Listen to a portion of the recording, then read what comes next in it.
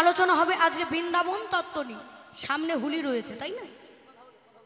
তো সামনে হোলি আছে, তার একটা ইউটিউব চ্যানেলের ভাইদের জন্য একটা আপডেট হয়ে যাবে, তো সেই নিয়ে একটু আলোচনা হবে। আলোচনাটা কেমন হবে বাবা একটু বলে যাই, তবে তার আগে দু একটি কথা বলি।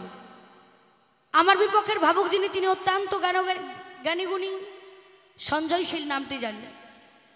কমিটির সিদ্ধান্ত চূড়ান্ত অনুযায়ী গতদিন যার সঙ্গে আমার আসর ছিল, আজকেও ওনার সঙ্গে আসর পড়ে গেছে। তবে আজকেও ওনার কাছে কিছু জানতে চাইব, প্রশ্ন করব না। আমি গতদিন বলে গেছি, বাউলের আগে কিন্তু পালা ছিল না, আগে ভাবধারা নিয়ে গান হতো। কালকে করেছি ভক্ত ভগবান, আর আজকে হবে গুরু আর শিষ্য। মানে দুটো পক্ষ ভাগ করে নিতে হবে, কারোর সঙ্গে ঝগড়া করতে গেলে তো পক্ষ নিতে হবে, তাই না মা? যাত্রা অর্কেস্ট্রার পঞ্চরথ যখন শুরু হয়ে যায়, সবারই কিন্তু একটা করে অভিনয় থাকে, সেই অভিনয়টা পালন করতে হয়। রঞ্জিত মল্লিকের মেয়ে কখনো কখনো রঞ্জিত মল্লিকের বইয়ের অভিনয় করে, কারণ সেটা হচ্ছে অভিনয় মঞ্চ। 3 ঘন্টার জন্য এই মঞ্চে দাঁড়িয়েছি, আমরাও করব অভিনয়। সেটা কেমন? নাকি পালা প্রসঙ্গর ভাবধারায়। তো যেহেতু উনি একজন পুরুষ মানুষ, ওনাকে, আর উনি একজন মহাজন ঘরের সন্তান বাবা, আমরা যখন গুরু গোসাই বাড়িতে আসি, গুরু গোসাইকে কিন্তু তাদের চরণ আমরা মাথায় করে রাখি, তাই না? আর গুরুর ছেলেকে আমরা কি হিসাবে মানি? কি হিসাবে মানি বাবা? গুরু গোসাইয়ের ছেলে হয়, তারাও গুরুই হয়, তাই না? তাকে আবার তাওই মশাই কয় নাকি? সেটা কিন্তু বলে না। কি বলে? গুরু যখন পেয়ে যায়, তারপরে কিন্তু তার ওই জায়গাটা শিষ্যরাই ধরে রাখে। মানে তার যিনি সন্তান থাকে, ওই শিষ্য বাড়িগুলোকে তারাই ধরে রাখে। তদ্রূপ উনিও একজন মহাজন ঘরের সন্তান। তাহলে আজকে আলোচনাটা কেমন জায়গায় হবে বুঝতেই পারছেন। ওনাকে গুরুর ভূমিকায় রেখে আমি শিষ্য হই, আর আলোচনাটা হবে বৃন্দাবন তত্ত্ব নিয়ে। তাই সুরছন্দ তালে পালা প্রসঙ্গের ভূমিকায় শুনুন কি বলছে। এনারা গেছে কোথায় আপনারা দেখেছেন? একজন যদি থাকতো সবগুলাই ও চলে এসেছে। তো যাই হোক, একটু বাইরের তো ব্যাপার থাকে নাকি, একটু মজা করলাম। তো সে জায়গা দাঁড়িয়ে একটু সুরছন্দ তালি পালা প্রসঙ্গের ভূমিকায় শুনুন কি বলছে। বলেছে যাহা আছে বিশ্ব ব্রহ্মাণ্ডে, তাহাই নাকি রয়েছে মানবের এই দেহ ভাণ্ডে। তাহলে সকলে কিছু যদি এই দেহের মধ্যে পাওয়া যায়, এটাকেও নাকি দেহ বিস্তারী বাউল গান কয়। বাংলাদেশে এই গানটার নাম বলেছে দরবেশী গান। এই বাউল গানটার নামই বলেছে দরবেশী। মানে এই সব গানের থেকেই এই বাউল গানটা প্রাধান্য পেয়েছে, এবং এই গানটার দাম সব থেকে বেশি, বুঝলেন?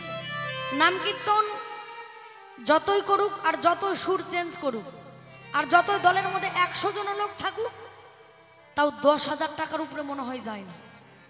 আর এখন কলিযুগে যদি খালি একবার দয়া করে, হে ছায়া থাকস কে কি কবি ক, ও তুই কইলে বন্ধুই আমি কমুহ। কষ্ট করে এই গানটা মুখস্থ করতে পারলেই তার বেতন 80 থেকে 90,000 টাকা। আর এই যে এত কষ্ট করে রামায়ণ গ্রন্থ বই পড়েই আমাদের বেতন হয় 3 থেকে 4,000 টাকা। তাহলে ওই গান শিখে লাভ আছে না বাবা? কিন্তু ওই গানের মধ্যে জানও নাই, প্রাণও নাই, কিচ্ছু নাই। গান হচ্ছে জ্ঞান, আর সুর হচ্ছে মানুষের মনের খোরাক। যে গান শুনে কিছু পাওয়া যাবে তাকেই বলে গান। আমরা এখানে কেন এসেছি? এই মধুময় বৃন্দাবনী কিছু পাবার জন্য, তাই না? তাহলে সেখানে কি যদি কিছু নাই পাওয়া যায়, তাহলে অমন গান শুনে কি হবে? তাই তো সে জায়গা থেকে বলছেন, এই দেহের উত্তর দক্ষিণ পূর্ব পশ্চিম,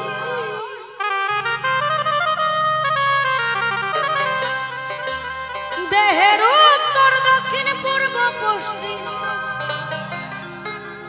ওরে কোনখানে হয় বৃন্দাবন। দেহের খবর জানতে আমার মনে রাখিন চন্দ্র, গোসাইয়ের কাছে আমার জিজ্ঞাসা, এই যে উত্তর দক্ষিণ পূর্ব পশ্চিম কোনখানে হয় বৃন্দাবন, বৃন্দাবনটা কেন হলো, আর বৃন্দাবন নামটা কেন হলো? তাই না, অন্য কিছু তো হতে পারতো। আমরা বৃন্দাবনে জানি 84 কোষ বৃন্দাবন, নবনির্মিত বৃন্দাবন, মথুরা বৃন্দাবন, গয়াকাশী বৃন্দাবন, এত বৃন্দাবন দেখা যায়। তার মধ্যে দেখা যায় এই বৃন্দাবনটাকে বলেছে যে নাকি 84 কোষ বৃন্দাবন। তাহলে এই বৃন্দাবনের নামটা বৃন্দাবন কেন হয়? তোমার কাছে আমার জিজ্ঞাসা। দেহ তত্ত্ব, দেহ তত্ত্ব আমায় বলো গুরু ধন।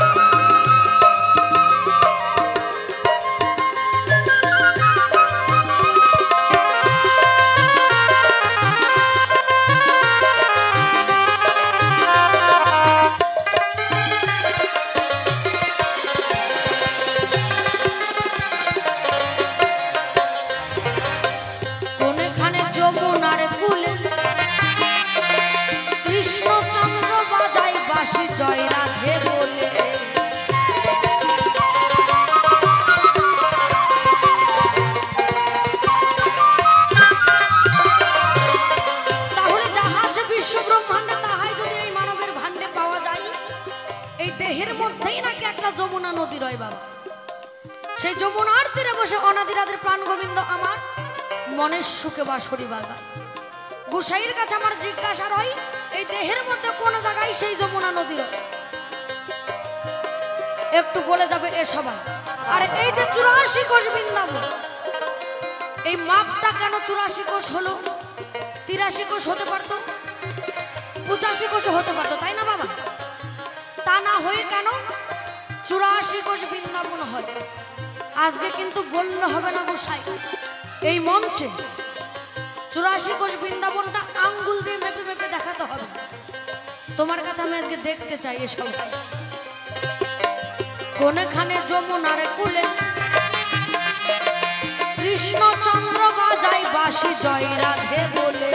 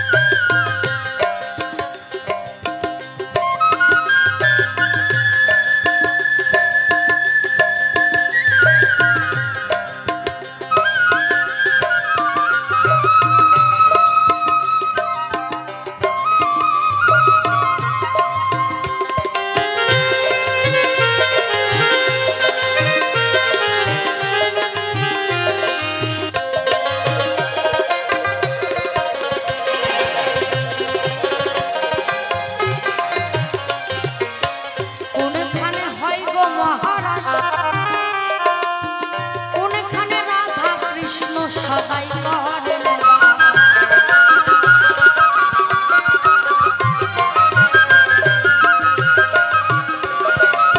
এই যে রাধারানী আর শ্রীকৃষ্ণ কি করেছিলেন অষ্ট সখীদের নিয়ে বৃন্দাবন রাস করেছিলেন বলেছে বৃন্দাবনে রাস করে কোনজন না জানে রাধা গোবিন্দ না জানে গোপীগণ মানে বৃন্দাবনে যে রাস হয়েছে কেউ নাকি দেখেও নাই কেউ বলতেও পারবে না এটা কেমন আজব কথা না বাবা একটু ছোট ছোট করে বাবা এটা কেমন আজব কথা না বৃন্দাবনে যে রাস হয়েছে কেউ নাকি করেও নাই কেউ দেখেও নাই যদি তাই না হতো সৃষ্টির মূলে যদি রাস না হতো কলিযুগে আমরা রাস দেখতাম কি কলিযুগে রাস হতো না আমরা সকলেই যাই রাস পরিদর্শন করতে আবার রাসের চাকাটাকে ঘুরাই তাহলে সৃষ্টির মূলে রাস হয়েছিল যার কারণে কলিযুগে রাস হয় তাই তো সে জায়গা দাঁড়িয়ে বললেন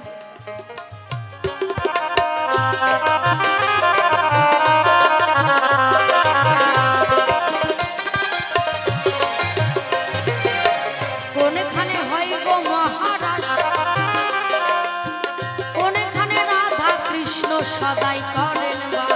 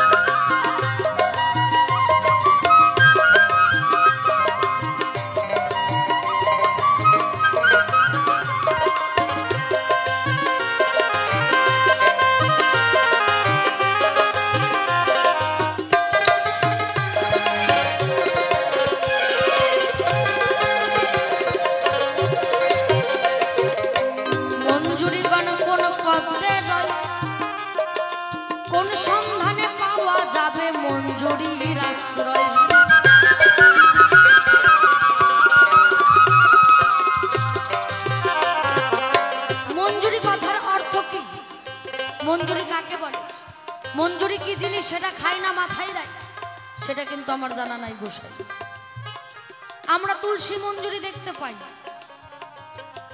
কিন্তু এই যে মঞ্জুরি কথার অর্থটা কি তুমি বলে যাবে এসব ভাই মঞ্জুরি গণ কোন পদ্মে রয় কোন সন্ধানে পাওয়া যাবে মঞ্জুরির আশ্রয়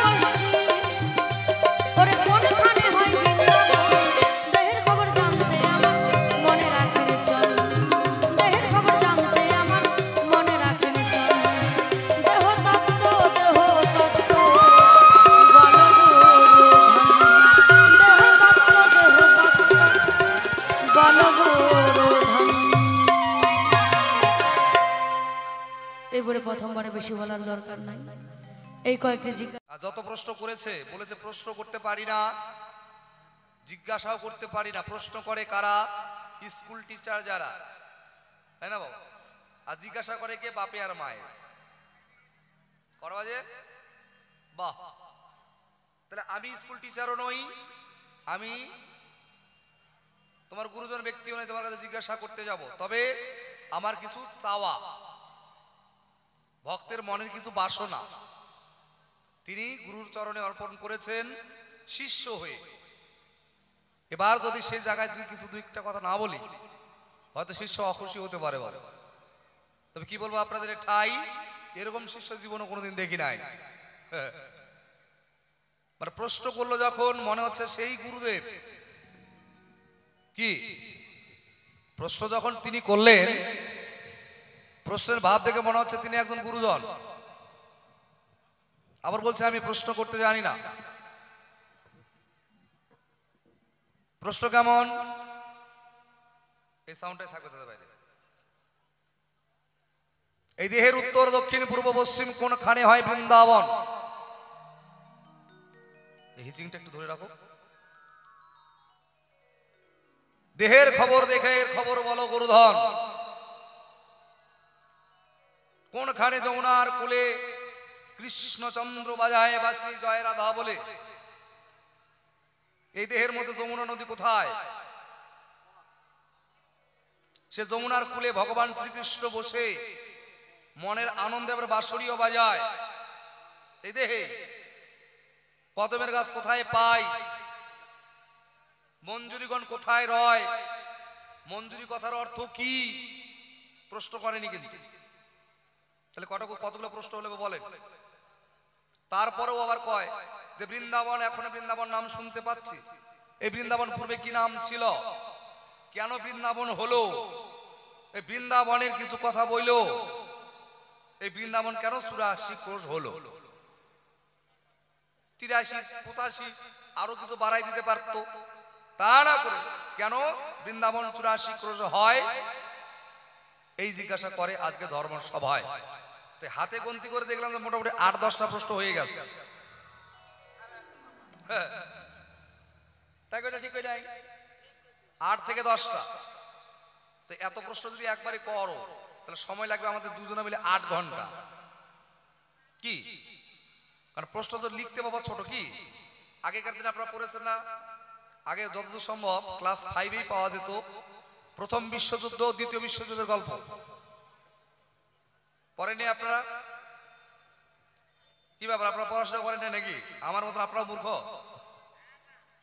কি ইতিহাসের পাতায় পাওয়া যেত প্রথম বিশ্বযুদ্ধের বর্ণনা দাও। প্রশ্ন কিন্তু ছোট্ট, শর্ট কোশ্চেন। এই যে কাঞ্চনদা, পড়ছো কোনোদিন? প্রথম বিশ্বযুদ্ধের বর্ণনা দাও, পড়েছিল কোনোদিন? হ্যাঁ অবশ্যই পড়েছে। ভুলে যেতেই পারো, মানে পড়েছো কিনা। তাহলে প্রথমটাও পড়েছো, দ্বিতীয় বলছো, তৃতীয়টা শুরু হবে কয়েকদিনের মধ্যে, তৃতীয় এখনো হয় নাই। তাহলে 2 বিশ্বযুদ্ধের বর্ণনা কেমন? Short question. প্রথম বিশ্বযুদ্ধের বর্ণনা দাও, কিন্তু উত্তর দিতে গেলে যে পেজটা আছে সেটা শেষ হবেই। ভালো স্টুডেন্ট যদি হয় ওই পেজটা শেষ, আরো 2-3 এক্সট্রা পেজ নিতে হবে, তবে একটা প্রশ্নের উত্তর দেওয়া যাবে। আজকের ভক্ত প্রশ্ন তাই ছোট ছোট শর্ট কোশ্চেন প্রশ্ন করে গেছে, কিন্তু জবাব তার বড় বড় দিতে হবে। অবশ্যই সেই জায়গায় দাঁড়াতে চাই, কারণ সময় হাতে বেশি নিতে চাই না। কারণটা কি জানেন বাবা? প্লেন গান গাওয়ার শিল্প অনেক আছে, তাই না? তা যে সকল প্রশ্ন করেছে দান কিঞ্চিত ভাবে তার করতে চাই সমাধান। তবে বাবা আমি দীক্ষা মন্ত্র নেই নাই, গুরুদেব ধরি নাই, আমার শিক্ষাও হয় নাই, শিক্ষার গুরুদেব নাই, আমার কেউ নাই। আপনারাই আমার বাবা, আপনারাই আমার মা। আপনারা যা বলেন তাই শুনি, তাই আপনাদের সামনে আবার পরিবেশন করার চেষ্টা করি। এর মধ্যে অনেক ভুল অবশ্যই হতে পারে। হ্যাঁ এখানে আছে নাকি? বুঝতে হয় যেখানে নাই নাই, এখন নাই, এখন ইনারাই সব। কারণ এখানে আমার কিছু হয়ে গেলে সর্বপ্রথম ইনারাই আমার মাথা জল ঢালবে, হাসপাতাল পাঠাবে, তারপরে বাড়িতে কল যাবে, আগে মোবাইল খুঁজবে, কি তারপরে বাড়ির লোক জানতে পারবে বাবা। কি তাহলে আপনারাই বাবা, আপনারাই মা, আর কেউ কিছু নাই। তো যাক, বন্ধুরা অবশ্যই হতে পারে, সন্তানকে ক্ষমার চোখে দেখবেন। এবার উত্তরের ভূমিকায় দাঁড়াই। এখন থেকে সঞ্জয়শীল আর নয়, এখন থেকে আমি বলি গুরুদেব। তুমি ভক্ত, আমাকে যখন তুমি গুরু বানাতে চাও, তো কলিতে বাবা 2 রকম গুরু পাওয়া যায়, একটা মরা গুরু, একটা তাজা গুরু। মনে কিছু করবেন না, কিন্তু যেটা বাস্তব কথা সেটা বলছি। একটা মরা, একটা তাজা। মরা গুরু কারে কয়? দেখবেন মরা গুরুর কর্ম হচ্ছে মরণের দিকে যাওয়ার জন্য, কি? আর তাজা গুরু যে হবে, নিজে বাঁচবে, সঙ্গে ভক্তকেও বাঁচিয়ে নেওয়ার চেষ্টা করবে। এটা হচ্ছে তাজা গুরুর লক্ষণ। পৃথিবীতে বাবা গুরুর অভাব নাই। এখন যেখানে যান গুরু, গুরুই পাবেন, যেখানে যাবেন। এক এক গুরুর শিষ্যের অভাব আছে নাকি? তাই ওরে বাপ, এক জায়গায় গান করতে গেলাম, গান করতে গিয়ে দেখি এক গোসাই বাড়িতে থাকতে দিছে বাবা। সেই গোসাই বাড়িতে আমরা বসেই আছি, শিল্পী 4 জন এক সেট বাজিয়া, এই 8 জন মিলে বসে গল্প করি, কিন্তু একে একে বাস ভর্তি শিষ্যরা আসতে শুরু করলো। অবশেষে জানতে পারি ওই গোসাইয়ের 365 ঘর শিষ্য, বুঝছো? ওই গোসাইয়ের 365 ঘর শিষ্য। আমি মনে মনে চিন্তা করি, এই গোসাই যদি শিষ্য বাড়ি ঘোরে, এ বাড়ি থাকে কবে? কি 365 ঘর যদি শিষ্য হয়ে থাকে, তাই বাড়ি থাকে কবে? এবার মনে করে নেন, ওই গোসাই যদি 1 বছর পর আপনার বাড়িতে আসে, তাহলে এক কম করে হলে একটা ধুতি, একটা গামছা, একটা গেঞ্জি, না হলে একটা ধুতি। আর গুরু প্রণামী হিসেবে 1001 টাকা নিচে দেওয়া যায় না? না না, 1001 টাকা। এখন এখন ভক্তরা গরিব নাই, কি ভালো মন্দ যা পারলো খাইলো, 2-4 দিন খাওয়া দাওয়ার পরে যাওয়ার সময় 1000 টাকা প্রণামী নিল। বাবার এই একদিনের বেশি তোমরা থাকতে পারবো না, পাশের বাড়িতে চলে যাবে। এই করে 365 দিন ঘরে গোসাইয়ের ইনকাম কত নিজে নিজে চিন্তা করেন, কি? এগুলাই হচ্ছে মরা গুরু। আর তাজা গুরুকে, তাজা গুরু যত চেষ্টা করেন, বাবাজি আপনাকে আমার এইটা দরকার, আপনার পদ পায়ে তলে আমি নিজে অর্পণ করলাম, আপনি আমার কেউ নাই, তাও কবে বাবার একটু চিন্তা করে দেখি আগে। সে হচ্ছে তাজা। সে শিষ্য করার জন্য ঘুরে বেড়ায় না, শিষ্যরে তাকে খুঁজে বেড়ায় গুরু করার। তা আজকের মঞ্চে আমি হলাম বুঝো কলিযুগের মানুষ, কিন্তু বাবা তাহলে কলির মানুষ ঢোড়া সাপ, আমি হলাম সেরকম গুরু, আমার 5000 শিষ্য থাকতে পারে, কি? তো সেই জায়গা দাঁড়িয়ে তুমিও যখন শিষ্য, আজকে প্রণামী কিন্তু ভালোই নেওয়া যাবে, কি বাবা? একটা গান গাই, এই গানের মধ্যে যাবো।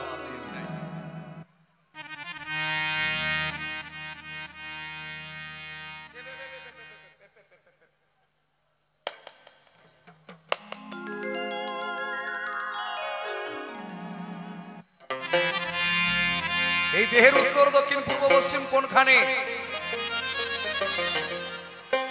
এই দেহটা, আপনারা এখানে অনেক সাধুগুরু বৈষ্ণব আছেন, এখানে বহুদিন ধরে আপনারা গানও শোনেন, গুরু ঘরের মানুষও আছেন, আপনাদের কিন্তু কোনো কিছু না জানা নাই বাবা। তা আপনাদের তো আমি জানাইতে পারি না, তবুও সেখানে যাওয়ার চেষ্টা না করলেও একটু দূর দিয়ে যাব, আপনি একটু বুঝে নেবেন। এই দেহে উত্তর, দক্ষিণ, পূর্ব, পশ্চিম নির্ণয় কে করেছিল, কিভাবে হয়েছিল, খুব কঠিন জটিল ব্যাপার। এবার গানের উত্তরে যাই, দেখি।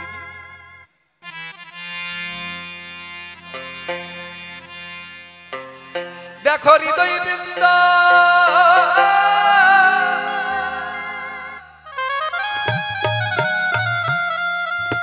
দেখো হৃদয় বৃন্দাবন,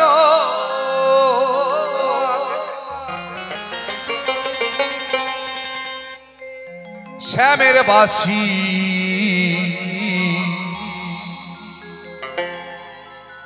বাজিছে,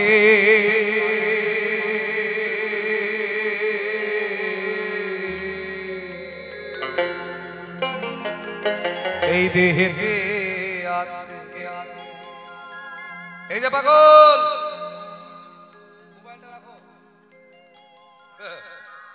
এই দুনিয়া কি এলো বাবা? একটা মোবাইল। এই মোবাইলের জন্য মানুষের অনেক কিছু শেষ। হ্যাঁ, শুধু বৃন্দাবন নয়, এটাকে বলা হয় এর মধ্যে হৃদয় বৃন্দাবনে গোলক বৃন্দাবন পর্যন্ত আছে। এই যে চন্দ্র, সূর্য, গ্রহ, নক্ষত্র যা দেখতে পাচ্ছ, সবই এই দেহের মধ্যে আছে। পাবে কার কাছে গেলে? একজন সখী রূপা গুরুর কাছে যাবা, গিয়ে তার সন্ধান নেওয়ার চেষ্টা করবা। অবশ্যই সেখানে সন্ধানটা পেয়ে যাবে। কি কোথায় কি আছে সব তোমাকে বলে দেবে। তাই বলছে কি জানো, গোলক বৃন্দাবন মন্তর ওরে খেপি এই দেহেতে আছে,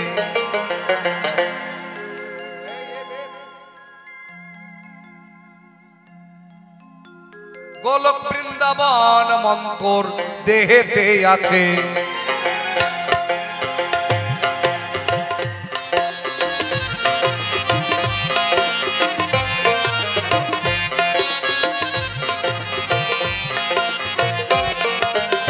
হৃদয় বৃন্দাবন মাঝে, হৃদয় বৃন্দাবন মাঝে শ্যামের বাঁশি বাজিছে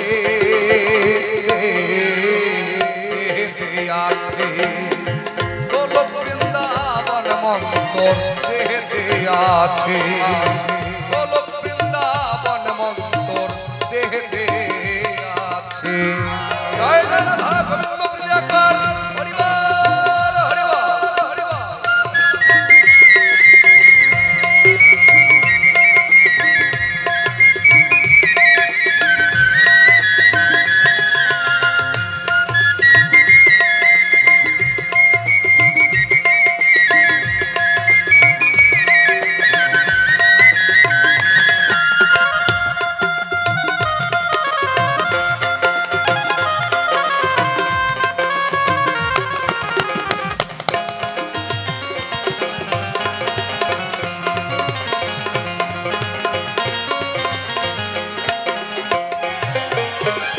শুনবি যদি শ্যামের বাঁশির গান,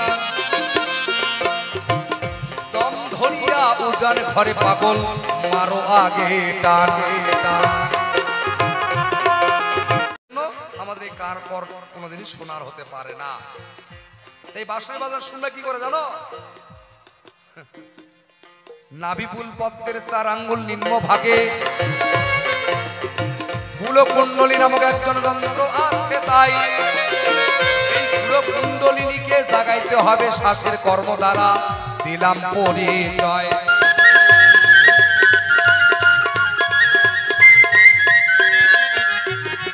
নাভিপুল পদ্মের 4 আঙ্গুল নিম্ন ভাগে কি আছে নাকি কুলকুণ্ডলিনী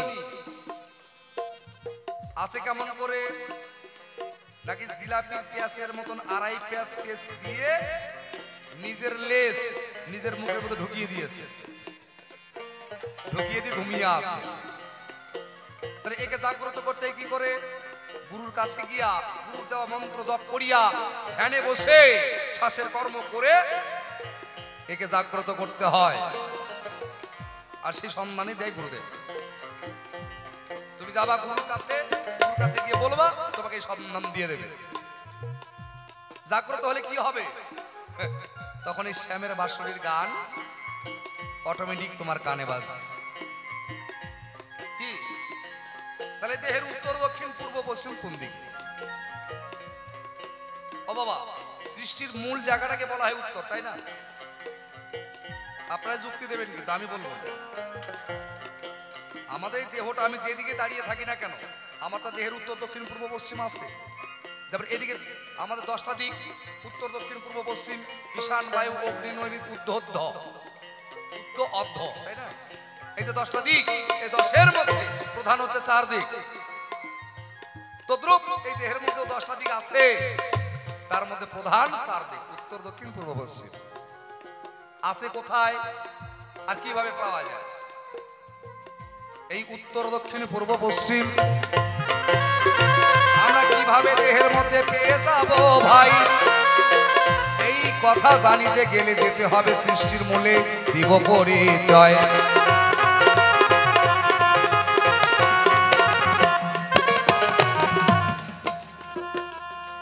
সৃষ্টির মূলে আপনাদের সবার আছে জানা, সত্য কথা দাপর বলি স্যার যখন আমরা পরে পেয়েছি কি, সত্যে নারায়ণ, চেতায় রাম, দাপরে শ্রীকৃষ্ণ, কলিতে গৌরাঙ্গ মহাপ্রভু। কিন্তু এই 4 যুগের পূর্বে কি ছিল?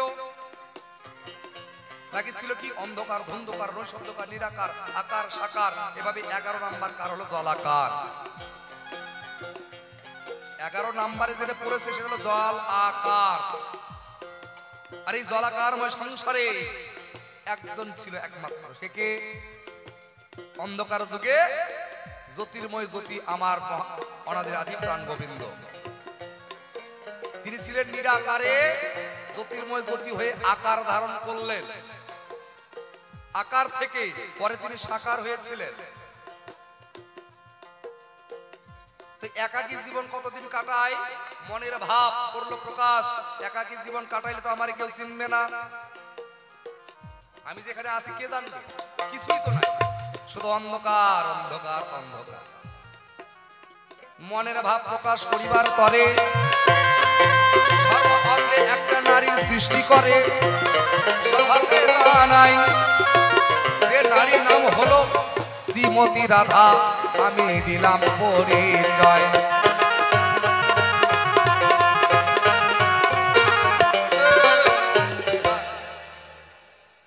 ভগবান শ্রীকৃষ্ণ কি করলেন? নিজের মনের ভাব প্রকাশ করিবার তরে নিজের বাম অঙ্গ থেকে একটা নারী সৃষ্টি করে, যে নারীর নাম হলো রাধা রানী।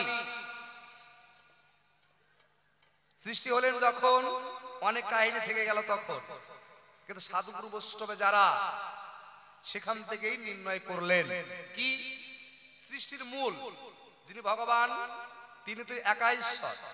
ওনা থেকে যাহা সৃষ্টি প্রথম হয়েছে সেদিকটাকে উত্তর দিক ধরেছে। কি রাধারানীর সৃষ্টি হলো বাম অঙ্গ থেকে। দেখেন তো মিলে যায় কিনা যায়। রাধারানী বাম অঙ্গ থেকে যদি সৃষ্টি হয় তাহলে এটা হলো উত্তর। এখান থেকে এটা উত্তর, তাহলে উত্তরের অপোজিটে যেটা সেটা দক্ষিণ। দক্ষিণ এখান থেকে এটা পূর্ব দিক, এখান থেকে এটা নিম্ন দিক হলো পশ্চিম দিক। সাধুগুরু চরণ ধৌত জল পান করে যারা ঊর্ধ্ব দিকে ঊর্ধ্বগামী হয় তাদের মরণ হয় না, আর যারা নিম্নগামী হয় তাদের আর কোনো কিছু থাকার থাকে না। বুঝে নিয়েন বাবা। তার পৃথিবীর মেন মাধ্যাকর্ষণ শক্তি, যে সব মাধ্যাকর্ষণ শক্তির বাইরে আপনি ঢিল মারুন, গুলি মারুন, যাবে না। যেতে হলে কি করতে হবে? সৌরজগতের সৌর যন্ত্র নিয়ে যেতে হবে। তদ্রূপ এই দেহের মূল মধ্যাকর্ষণ শক্তি যেথায় নাকি সেটাকে নাভিমূল পদ্ম কয়। এই যে নাভিমূল পদ্ম, এখান থেকে নিচে যতটুকু, এখান থেকে উপরটাও ততটুকু। তবে এখান থেকে গোটাটা নয়, ঠিক এই অবধি, এইটুকু না, এখান থেকে দ্বিতল পদ্মের নিম্ন ভাগ। তাহলে উত্তর, দক্ষিণ, পূর্ব, পশ্চিম পেলাম। কি বাবা অসুবিধা হলো বুঝতে? তাহলে রাধারানী সৃষ্টি করেছিলেন বাম অঙ্গ থেকে, যার জন্য বাম দিকটাকেই উত্তর বলা হলো। দক্ষিণে থাকলেন এই হাত, এখান থেকে পূর্ব, এখান থেকে পশ্চিম। তাহলে এটা হলো দেহের গঠন চৌদিক।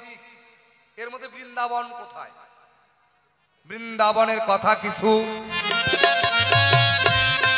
আমি সবাই বলে যাই। 84 কোষ বৃন্দাবন কেন বলে আমি জানাবো সবাই।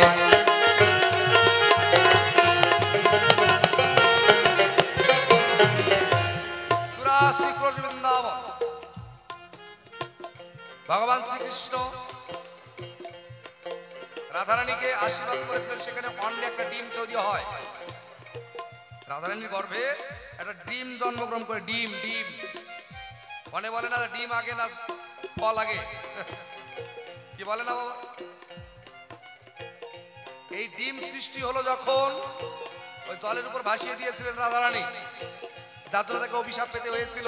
আজীবন মা ডাক শুনতে পায়নি। তুমি কেমন মা, মা হয়ে সন্তান চেনো না, অভিশাপ করলাম আর তোমার কোনোদিন মা ডাক শোনা হবে না। সেই সময়ের গল্প, এখনকার গল্প। ওই ডিমের মধ্যেই ছিল একজন। ডিম ভেঙে 2 খণ্ড হলো যখন, মাঝখানের অংশে সন্তান দেখা দিল তখন, স্বভাবে জানাই ওই জলময় সংসারে আদি নিরঞ্জন তরে জলের মধ্যে সহিয়া যে নয়।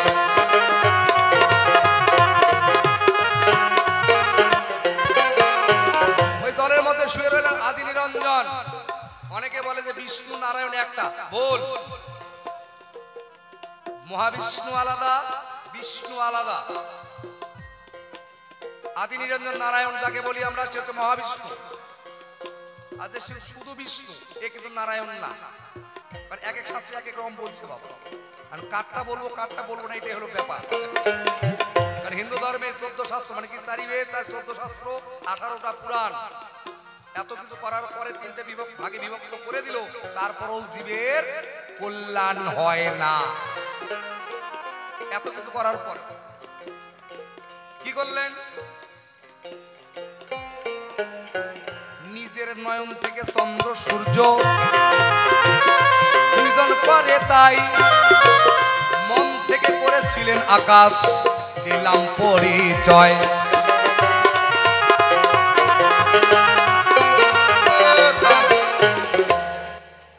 এই আদি নিরঞ্জন কি করেছিলেন? তার সৃষ্টি করতে শুরু করলো কেমন করে? নাকি তার ললাট থেকে পড়েছিল এক ফোঁটা ঘাম, সে ঘামে একজন নারী সৃষ্টি হয়, আদ্যাশক্তি মহামায়া যার নাম। চিন্তা করলেন আমার অঙ্গ থেকে পতঙ্গ থেকে সবকিছু সৃষ্টি হচ্ছে, তাহলে আমি নিজে থেকে সবকিছু সৃষ্টি করব। তাকে তো কেউ বলে দেয় নাই যে তুমি সৃষ্টি করবা, কেউ বলেনি। কি করলেন? নিজের মন থেকে আকাশ, মহাকাশ কিন্তু নয়, আকাশ আলাদা মহাকাশ আলাদা।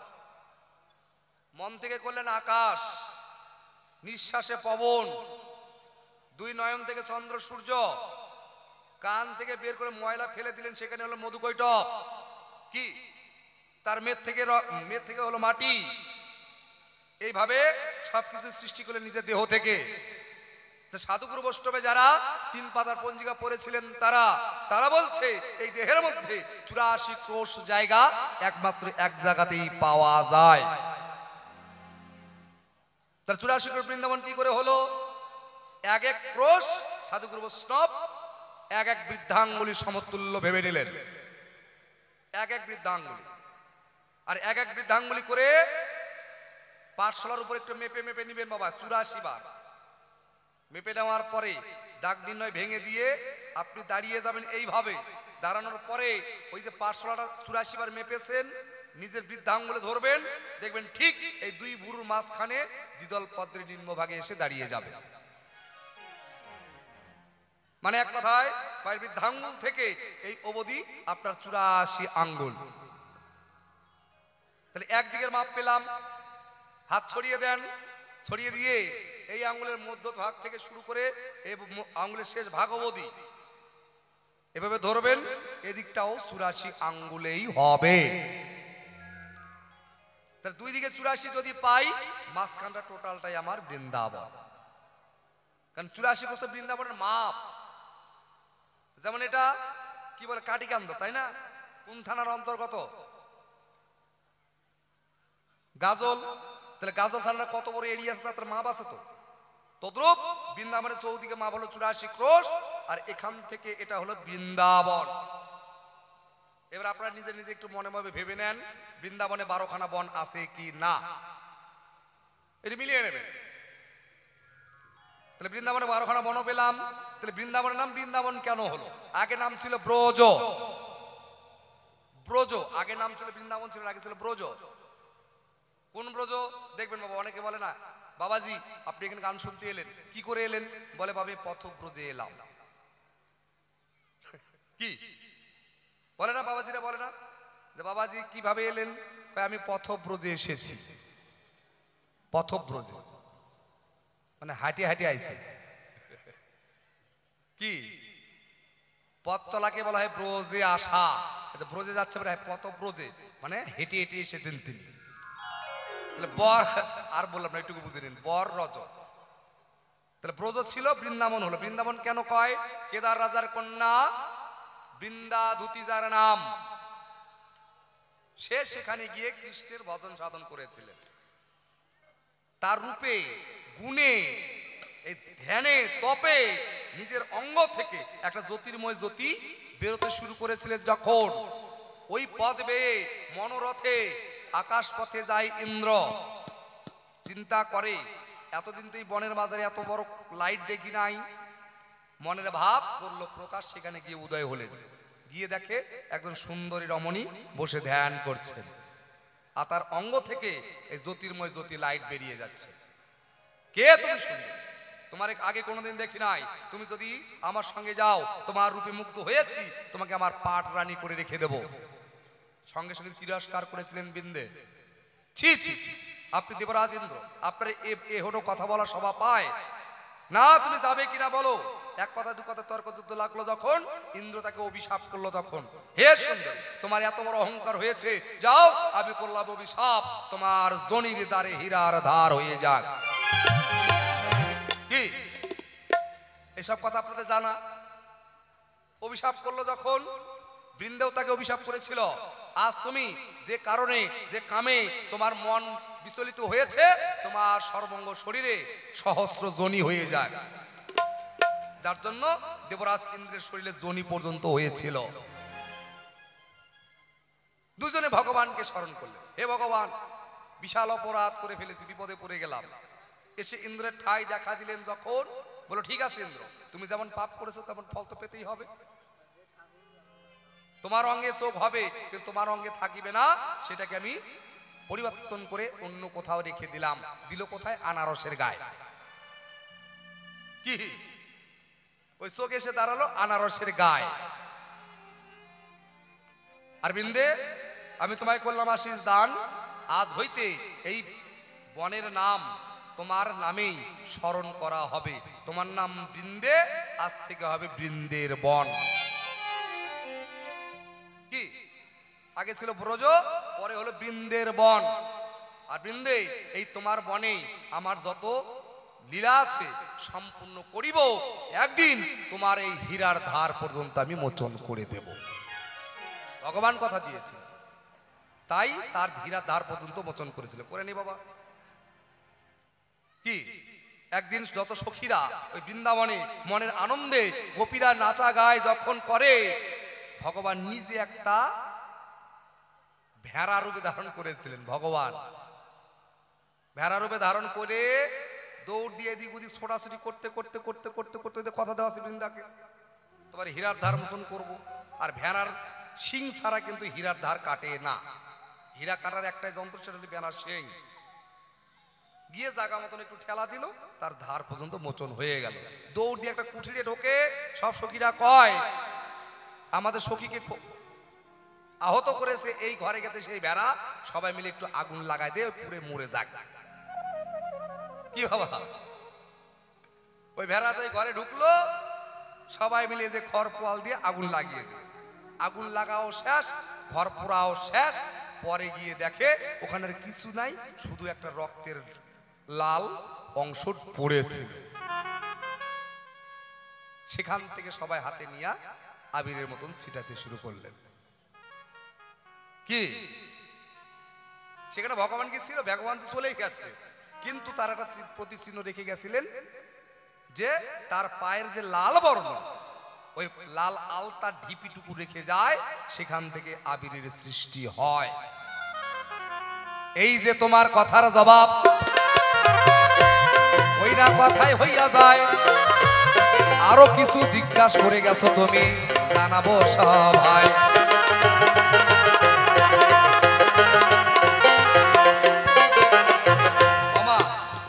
আপনাদের বুঝতে অসুবিধা হচ্ছে না তো? হ্যাঁ বাবা, একটু অসুবিধা হলে বলবে। তাহলে দ্বিতীয় প্রশ্ন গেল, তৃতীয় দিকে আসি। আমার এই দেহের মধ্যে যমুনা নদী, ওই না দেখিবারও পাই। এই যমুনা নদী আছে দেহের মধ্যে কোথায় ভক্ত, জানাবো সবাই।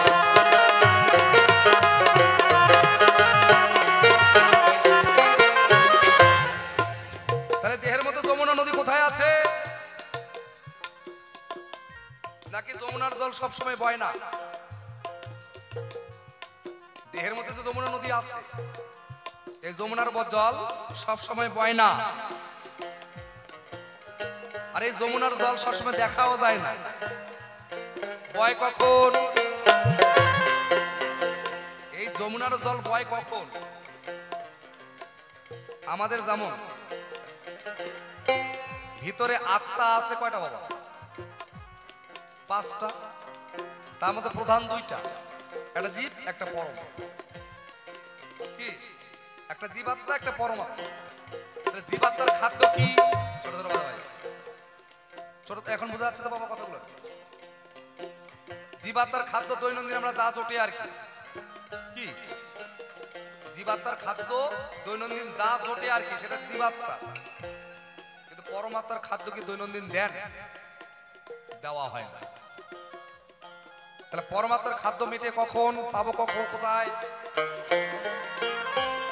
যেখানে হয় সাধুগুরু বৈষ্ণবদের আগমন, সেটাই হয় মধুর মধুর বৃন্দাবন। সেই বৃন্দাবনে গেলে আত্মার সঙ্গে আত্মা মেলে, তখনই গঙ্গা দেখা যায়। জানাবো এখন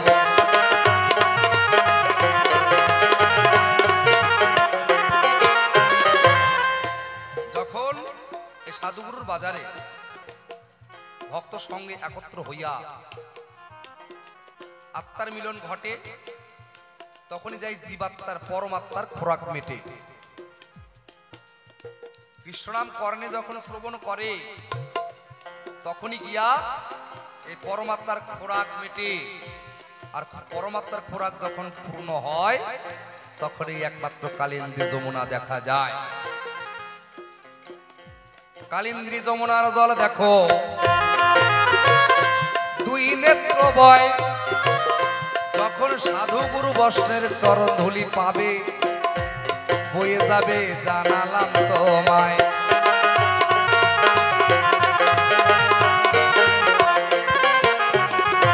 যখন তুমি সাধু গুরু বৈষ্ণবদের চরণ ধুলি নিতে পারবে, তখনই একমাত্র এই কালিন্দী যমুনার জল তোমার 2 নেত্র দিয়ে বেরিয়ে যাবে। আর তখনই তুমি যমুনার জল দেখতে পাবে, তার আগে নয়। তার যমুনা নদী কোথায় আছে? আমাদের কালিন্দী যমুনা 2 নেত্রদয়। তার কদমের গাছ কি বাবু? কেউ বলছে এটা কয়দমের গাছ, এটুকু যাই। কয়দম, কয়দম, দম কথার অর্থ কি? শ্বাস প্রশ্বাস। আবার কেউ বলছে গোটাটাই কয়দম। কি সাধুগুরু বৈষ্ণব বলছেন এটা গোটাই কয়দম। কয়দমের গাছ নাকি 21,600 দমের গাছ। আমাদের দেহের মধ্যে কেউ একজন আসা যাওয়া করে বাবা, আমাদের দেহে কেউ একজন আসা যাওয়া করে। আসে কতবারে, যায় কতবারে? নাকি 21,600 বারে। যিনি আসেন, এসে যদি বাইরে না বেরোয়, তাহলে কিন্তু আমাদের ভবলীলার সঙ্গ হয়ে যাবে। আবার ভিতরে প্রবেশ করার পরে যদি বেরিয়ে না যায়, তবুও কিন্তু আমাদের ভবলীলার সঙ্গ হয়ে যাবে। তাই বলছে এই 3.5 হাত দেহটাকেই কয়দমের গাছ বলা হলো। তাই শ্বাস প্রশ্বাস কিভাবে নিল জানালাম তোমায়।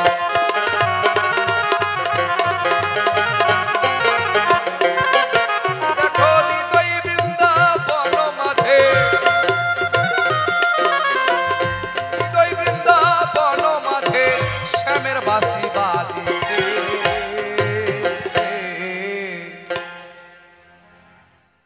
শ্যামের বাঁশি কোথায় পাবো? একটু বাদিকে হাত দিয়ে দেখেন বাবা, এদিকে একটু হাত দিয়ে দেখবেন, দেখবেন ধুক ধুক ধুক ধুক ধুক ধুক বাঁশরি বাজছে। কি এই বাঁশরি বাজনা বন্ধ যেদিন আমি আপনি এখানে সেদিন হরি বল হরি বল।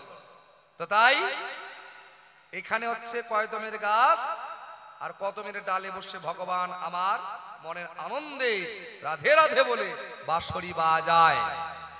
মঞ্জুরিগণ কোথায় রয়? সহস্র ডালে দ্বিদল পদ্মে আমার, এখান থেকে দ্বিদল পদ্ম যেটাকে বলে গোলক, এইটুকু জায়গা হলো গোলক। এখানে আমার রাধা গোবিন্দের বাস, আর এখান থেকে 4 আঙ্গুল একটু সাইডে হলো গুরুর বাস। বুঝে নিয়ে এবার মনের আনন্দে সবাই মিলে একবার হরি বল দেন, হরি বল।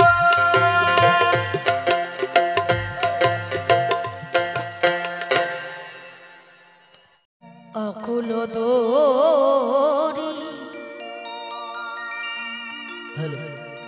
দরিয়ার মাঝি রে, এ ঘাটের মাঝি পার করয়া ওরে পার করয়া মারে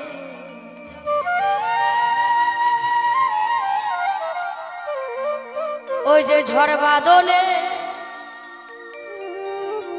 ঘুরনে পাকা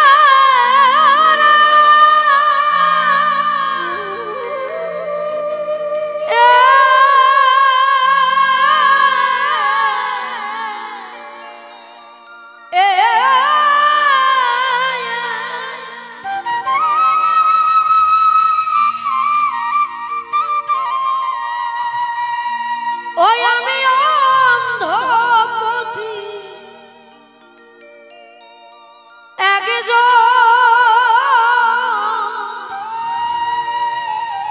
আমার চলার পথ কি আছে থামি খাড়ি রে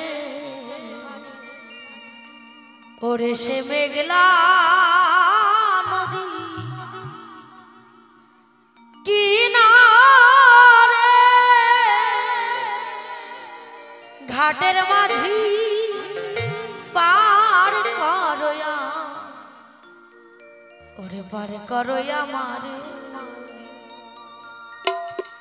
জয় জয় নিতাই গৌর হরি বল হরি বল হরি বল হরি বল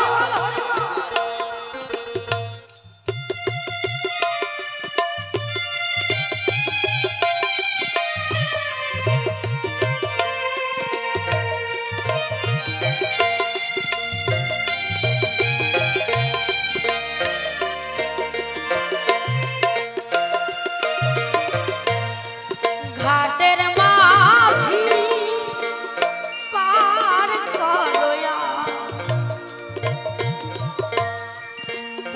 করয়া মারে ঝড় বাদলে ঘোরনে পাকা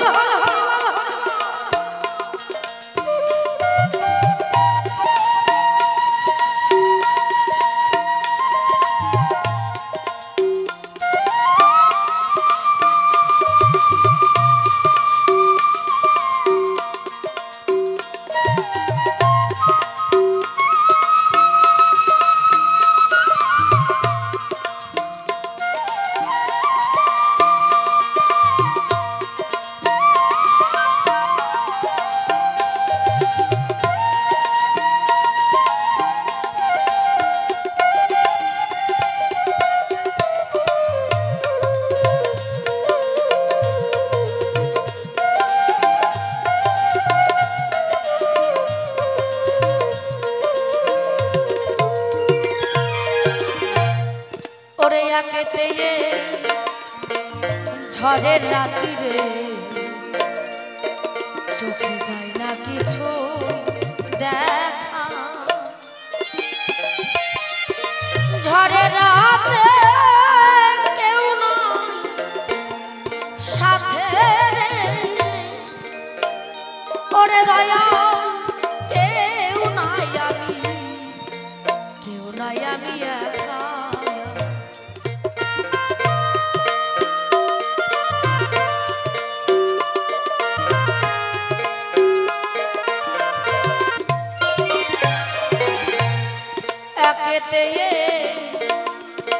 ঝড়ের রাতিরে চোখে যায় না কিছু দেখা, ঝড়ের রাতে কেউ না সাথে রে, ওরে সাথে কেউ নাই, আমি কেউ নাই, আমি একা। আমার এই ছিল পালের লেখা,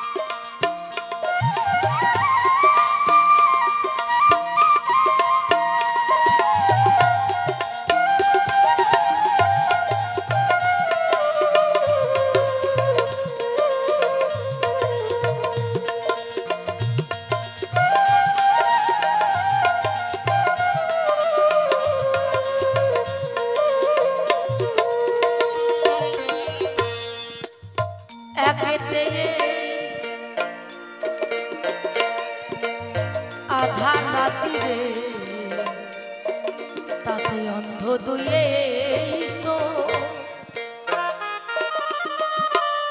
ক্লান্ত দেহে ভ্রান্ত মনে ওরে দয়াল তোমারে তোমারে ডাকি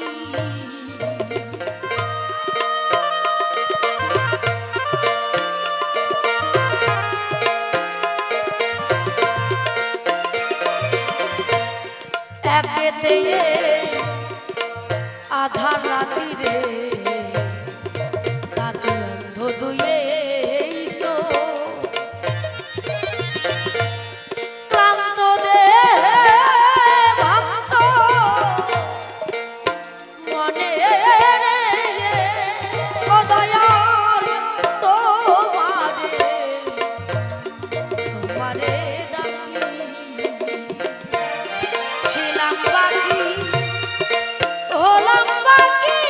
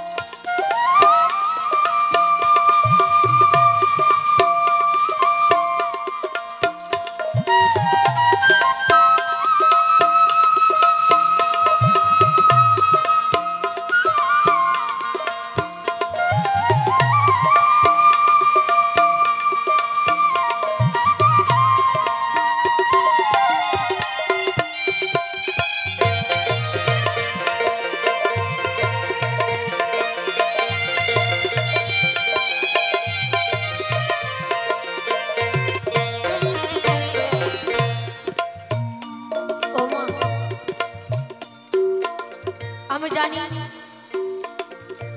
এই ভক্তের মাঝারি, গুরুর মুখে শুনেছি এই ভক্তের মাঝারি যদি সাধুগুরু বৈষ্ণবের চরণ ধরিবে নাকি ইহ জগৎ থেকে পরলোকে যাওয়ার কোনো চিন্তা ভাবনা থাকে না। তাই তো বললেন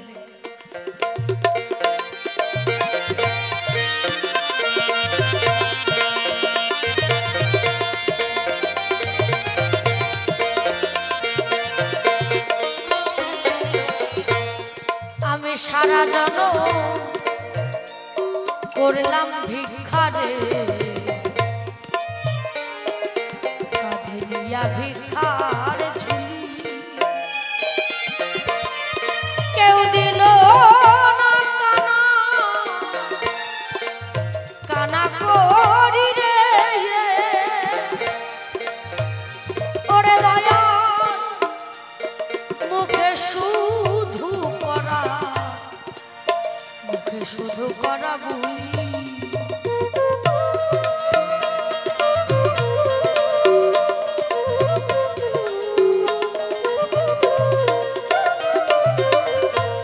একটা কথা বলবো, আমি জানি আপনারা দিয়েছেন, আপনাদের এই দানের অনুষ্ঠান শেষবারের মতো আমি আরেকবার চাইছি এই দানগুলো আমরা আজকেও নিয়ে যাব না, কমিটির দাদা ভাইদের হাতে তুলে দিয়ে যাব। বলেছে 10-এর লাঠি 1-এর বোঝা। এই যে মধুময় বৃন্দাবন তৈরি করেছে, কত টাকা পয়সার দরকার হয়েছে, লাইট প্যান্ডেল জেনারেটর দূর দূরান্ত থেকে শিল্পীদেরকে নিয়ে এসেছে। তবে যদি যার কাছে টাকা নেই দেবেন না, ভালো কথা উঠে যাবেন না, কেমন?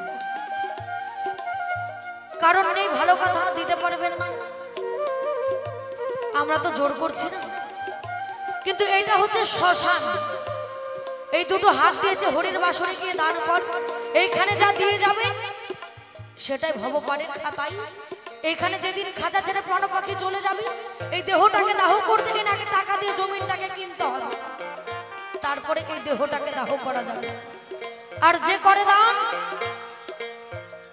এই সাধু সেবায় গোবিন্দের কাছে দান করতে হয় গো, তাহলে আর ওই অন্তিমকাল ভবপারের খাতায় জমিনের জন্য আর টিকিট কাটতে হয় না। তাই আপনারা আসবেন, ধীরে ধীরে এসে কিঞ্চিত করে হলেও দান করে যাবেন, কেমন? তবে কমিটির 2 জন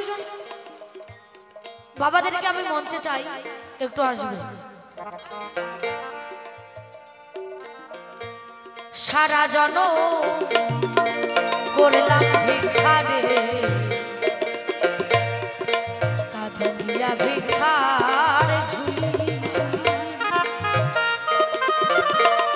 কেউ দিল না কানা করি রে ও দয়া, মুখে শুধু করা, মুখে শুধু করা বলি, যদি কুড়াইতা চরণ ধুলে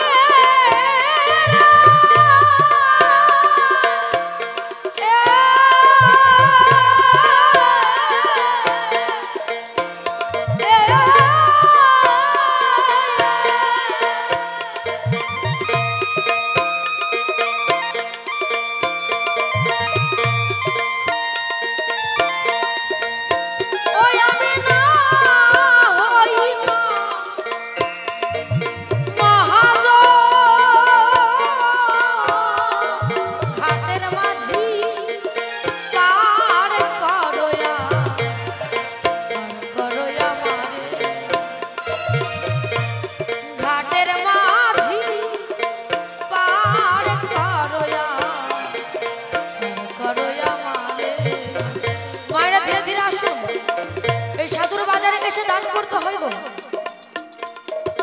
যে যা পারবেন দান করুন। তবে কমিটি দাদা ভাইদেরকে বলবো 2 জন একটু আসবে, কেমন? জয় জয় নিতাই গৌর হরিবল হরিবল হরিবল।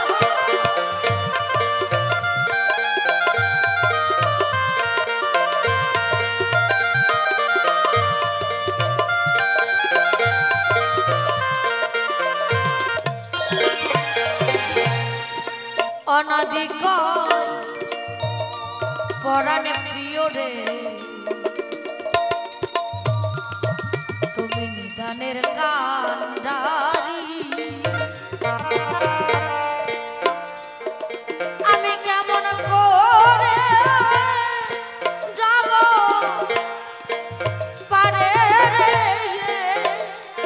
দয়াল তোমারে তোমারে ডাকি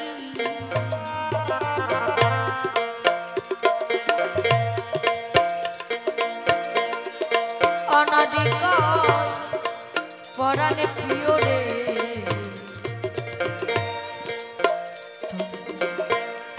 বিপদের কান্ডারি